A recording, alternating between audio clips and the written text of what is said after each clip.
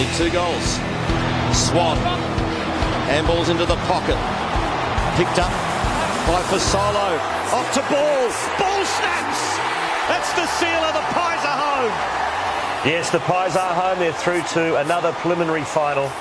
And they've got the week off, which I think is pretty important this time of the year, given the length of the season these days. Harry O'Brien, the star defender from the Magpies, is our special guest tonight on One Week at a Time.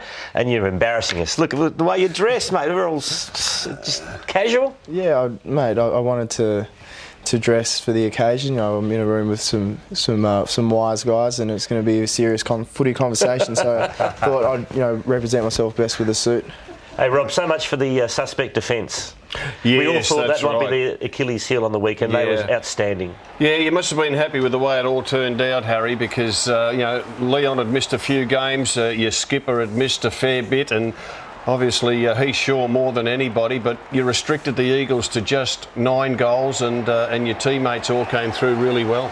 Yeah, it was a fantastic effort. You know, going into the game, a lot of people thought it was a risk to bring in those players that haven't played. So, yeah, it was just fantastic to see the way that they went about it. But I never doubted the boys' ability down back to get the job done. And we've all played a lot of football together, and we've got a lot of team chemistry, so that makes a huge difference. Tell you what, Harry, I doubted your captain's ability to play with a broken thumb in such a short space of time, and that's without knowing what he'd gone through. But it was an incredibly quick return, and just thought it's a massive, massive risk. Saw him running around the practice game. I've got to absolutely take my hat off to him. It was a fantastic effort. Can you talk us through how big an effort that was to be able to play after such a short amount of time? Yeah, look, I've said it, a few times publicly. I'm probably Maxie's biggest fan. You said he was the most important player. Yeah, I'm not just saying that because his people, commentators are giving him heat. I truly believe that. I know the impact that he has on our playing group, and I have the privilege of playing alongside him and see how he makes me a better player, and also the back six. So I did mean that. And just how does he make you a better player?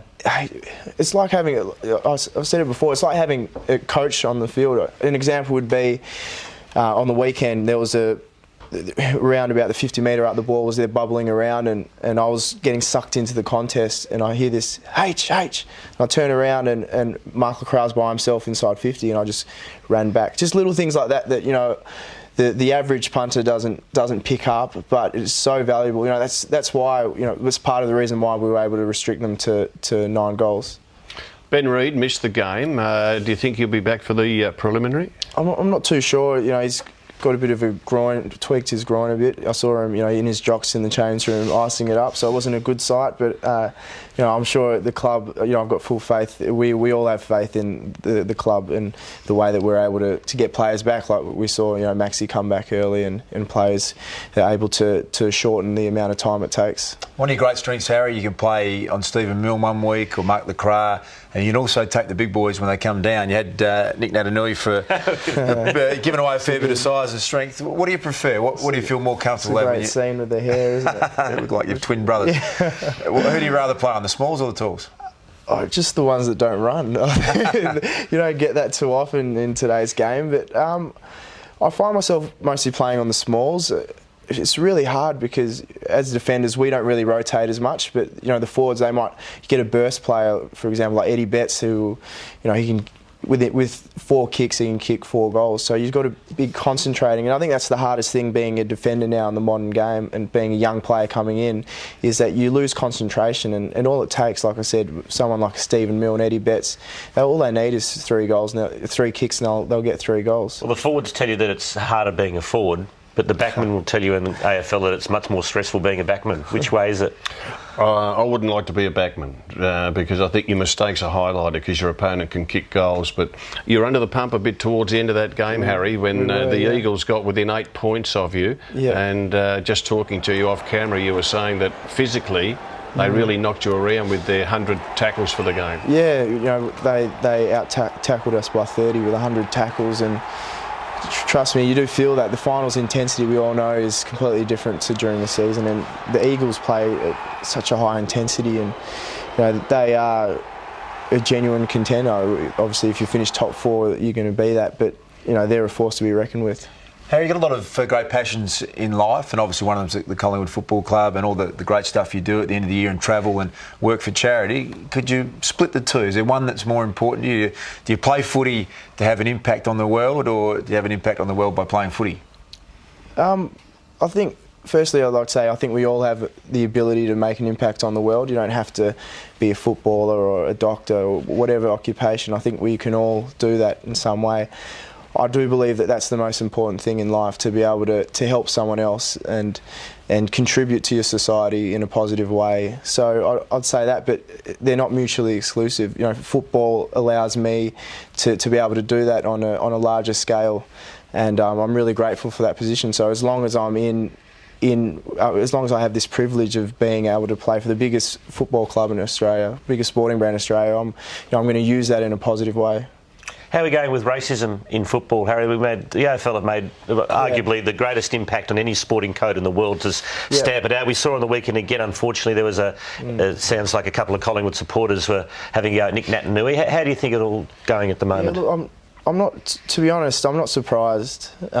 We still hear of people being racist, yelling racial taunts. Racism is not, I suppose, exclusive to AFL or Collingwood supporters. This is an issue that we see in society, and you can find isolated incidences in religion, in politics, in education, and you'll find them. They're isolated incidences of ignorance.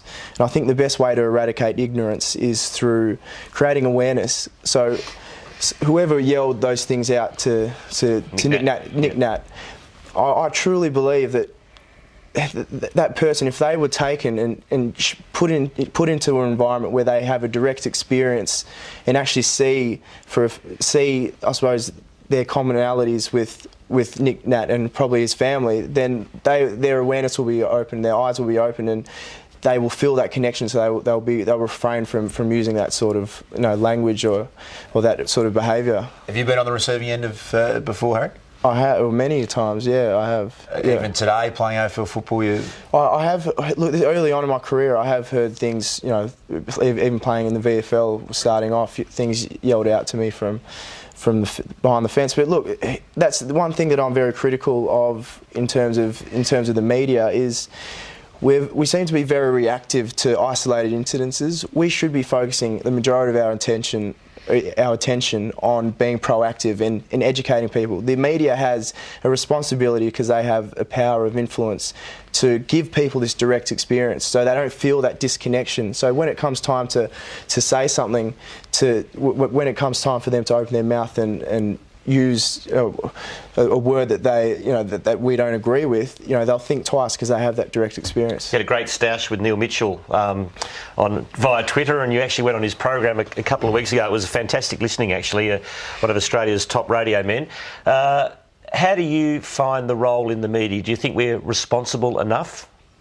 Yeah, look, I don't see the media as a separate entity. I think we're all in the same team, and I'm critical because I look at it, we're all in the same team. So Nick Maxwell can yell at me or constructively on the field and say, hey, pick up your play or pick up your man, but I won't take that personal. He's just trying to assist me in getting the best out of myself. And I honestly believe that the media needs to be held accountable for using their power of influence in society in a constructive way. We're upset with Neil. He was the one that named a couple of Collingwood players after last year's grand final, before the case had been heard, and obviously no one else had decided to do that. Was that the main source of the frustration? No, not at all. I actually used that as a decoy to be able to.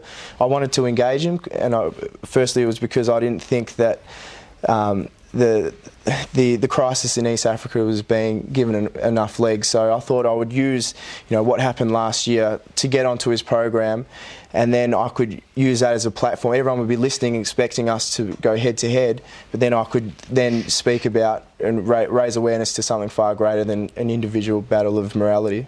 A lot of players complain that a distinct lack of privacy in the way media report issues these days. What about the players themselves? Do you think they handle things pretty well? Is there any room for improvement, do you think, player aspect? There's always room for improvement. As Mick Malthouse says if you stand still, people will go past you, and that's because the fact of life is things evolve, and we're all evolving, and I think that there's always room for improvement in every area of life. So these are things that we'll see. People are going to stuff up. There's going to be AFL players that make mistakes. There's plenty of media that stuff up too. There is, but we're all human. But the thing is, people will make mistakes. But I generally feel from when I first came into the AFL system in 2004 to now, players are far more educated on responsibility with women, responsible drinking, and the plethora of issues that we see come up. But I think the scrutiny is far greater. So you're seeing it coming up in the media more often.